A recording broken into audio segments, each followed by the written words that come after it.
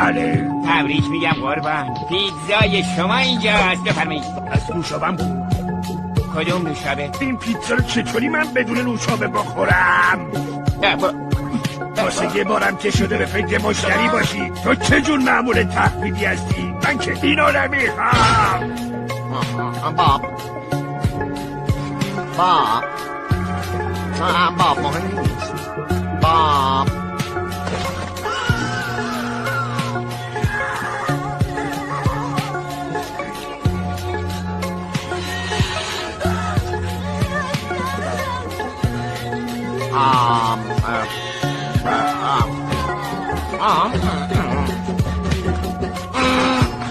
یکی دیگه.